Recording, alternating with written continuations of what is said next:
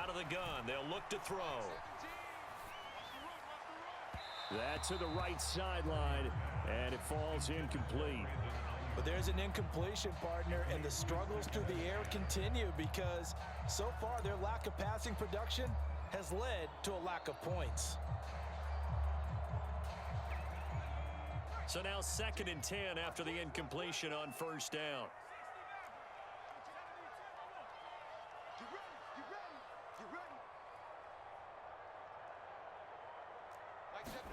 Purdy now to throw. And this one taken in on the right sideline, but not in the field of play. They say it's incomplete. The throw led him a little too far. It brings up 3rd down. They have to like what they've done defensively here at the outset of this drive. They forced a couple of incomplete passes, bring up a 3rd and 10. Don't be surprised to bring a little pressure on this snap. Purdy with it on 3rd and long. Connects with Kittle underneath. And he'll only get this to the 47. He needed a few more yards to pick up the first.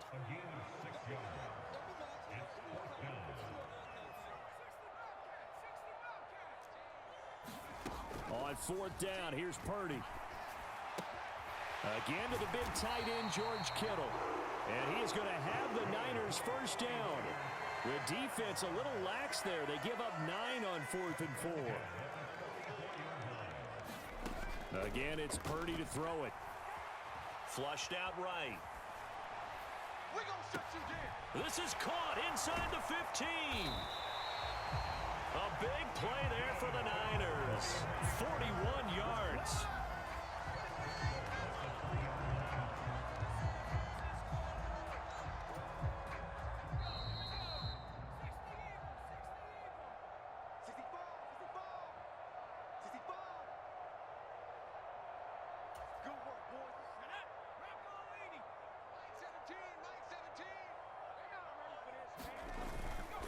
McCaffrey will struggle to get to the line of scrimmage as he'll be tackled back at the 4-yard line. That's going to go as a loss of 1 on first down. That's a really alert defense there because they saw the heavy look come in from the offense, countered it with extra linebackers who brought a little bit of speed. And he's going to take it in. Touchdown, San Francisco. Kyle Juszczyk taking it in from 4 yards out. And the Niners have retaken the lead.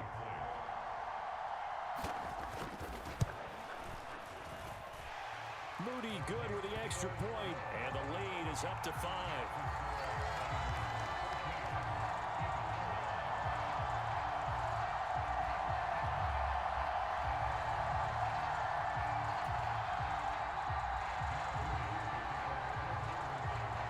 So after the made field goal by Moody, he's back out to kick this one away. And that one will bounce out of the back of the end zone, so we will start here at the 25. Already at the line, this Philly offense set to go. Last time out, you remember their drive stalled, but thanks to their kicker, booted a long field goal to at least get him 3. Now here they'll try to do better and find the end zone. And in our experience, how much fun is it for coaches to know that they've got a kicker who can nail it from long distance? Now, the hard part is, as an offensive play caller, you don't want that in your head too much where you're relying on it, and he goes out and gets the job done for them. But I'm quite sure he would be content to just kick extra points from here on out. Yeah, absolutely no question. I think his teammates would be okay with him just kicking the extra points as well.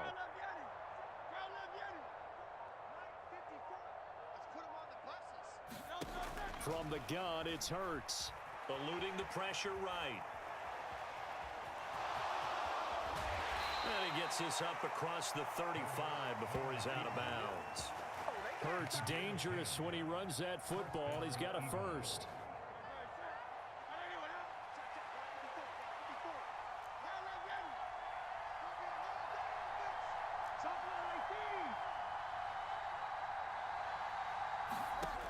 They'll look to throw. Dancing to his left. And this will be incomplete. Physical play on the football there, and it's 2nd down.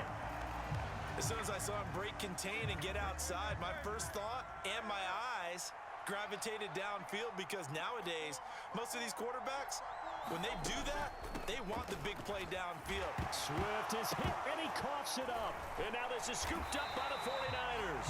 And they have the football and will set up shop at the 33-yard line.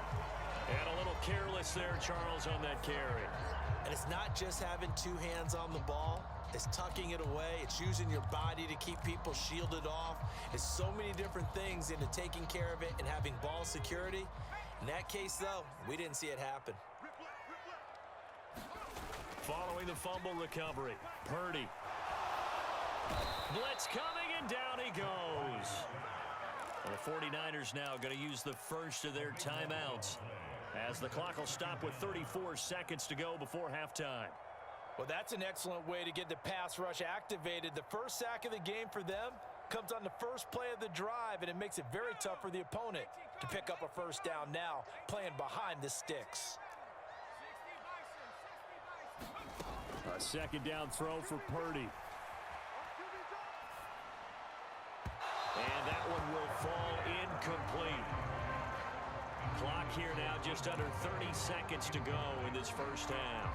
Well, partner, guaranteed they approach this play with the idea of making up ground to make third down manageable. Unfortunately, with that incompletion, right back where they started on the last snap. Now they need a big third down play in order to pick up the yardage needed. Now on third and long, they'll look to throw. Looking deep for Jennings. Into a double team, and it's intercepted. Darius Slay with a pick. And a big turnover there as his guys will get the football back. Well, I tell you, Brandon, this ball's intercepted, but it is third down. So the silver lining is that since this is so far down the field and there wasn't a big run back associated with it, really this kind of works like a punt. It's not an altogether bad result.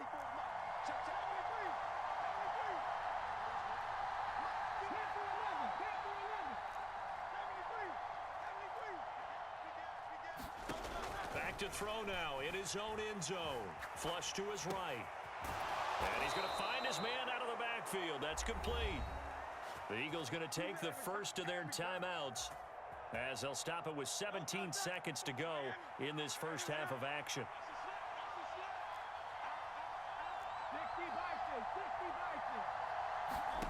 On first and 10, it's Hurts. Escaping the pressure right.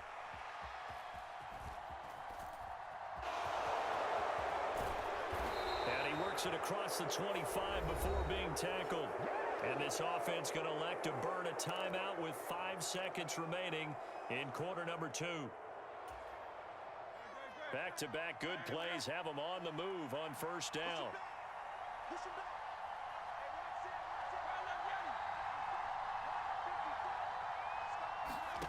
They'll throw now on the final play. Buying time to his left. And this one is incomplete. So 2 quarters down, 2 remain. Charles and I return after the break. And we welcome you back now. Alongside Charles Davis, I'm Brandon Gaudin, getting set for quarter number 3 here.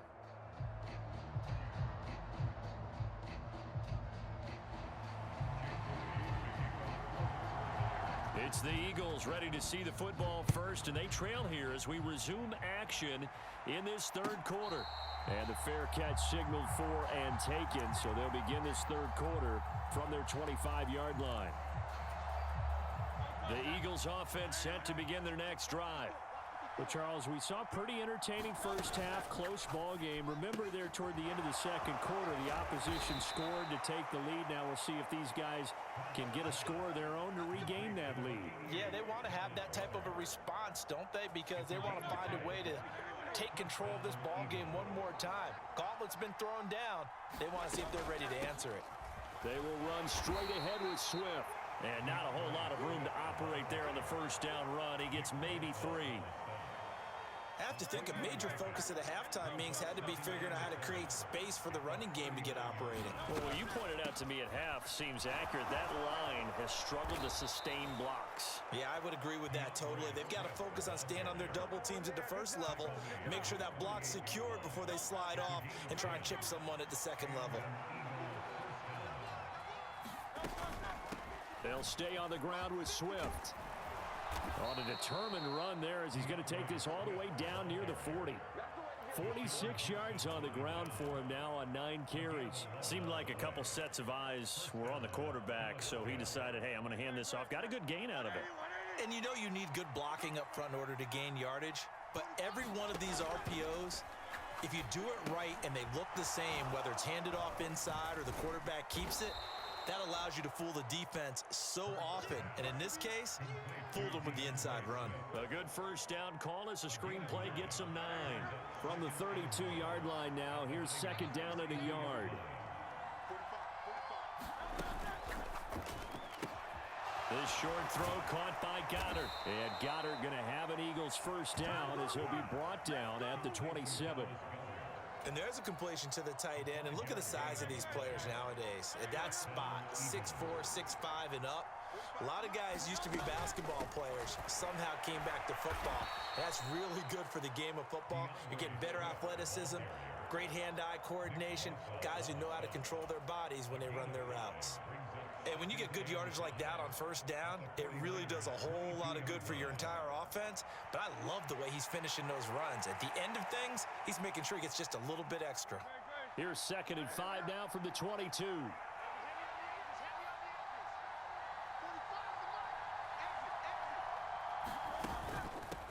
Here's Swift. And he's taken down after a gain of 3 as they move it from the 22 to the 19. Not a big run, not an explosive run, but they've held the ball for plenty of plays on this drive. They're just trying to impose their will on the defense right now. On third down, here comes Swift. And he picks up the first down yardage as he takes this one down to the 15. It's a gain of 4, and it gets him the first. 3 quarters have come and gone. You are watching the NFL on EA Sports. Back now here in Santa Clara. It's the Eagles behind on the scoreboard, but with the football here as we start the 4th quarter. And the Eagles are going to be set up with a first and goal as good running gets him down to about the 4-yard line. All right, I got to ask you, with these RPOs, essentially the quarterback has 3 options, right? So what's different from that versus the triple option that we see the service academies run at the college level? As a general rule, the triple option at the college level, most things are called outside of the quarterback faking it to the runner and then keeping it himself and maybe having a trail back. What I mean is, in the NFL, that option to throw the football all comes about organically. It's a natural deal based on reads. In college, if you're going to throw the football for triple option, you've actually called that play. He delivers another to Goddard, complete. So back-to-back plays, each get nothing. And now we've got a 3rd and goal situation. As a defense, you're more balanced when you're in zone coverage because you're able to keep your eyes on the quarterback and see the play develop in front of you. They're able to keep the quick pass in front of them and stop it right at the line of scrimmage. This is caught. A terrific job there to keep him out of the end zone. And now it'll be 4th and goal. Great job of tackling there to prevent the first down. One of the toughest skills in football, open field tackling. A lot of times one-on-one against a shifty receiver. He got it done in a nice way that time. Likely the play of the game here, trailing in the final quarter and going for it on 4th and goal. They'll run with Swift. And he'll take it into the end zone for an Eagles touchdown. DeAndre Swift punching it in from a yard away. And the Eagles have moved out in front here in the 4th quarter.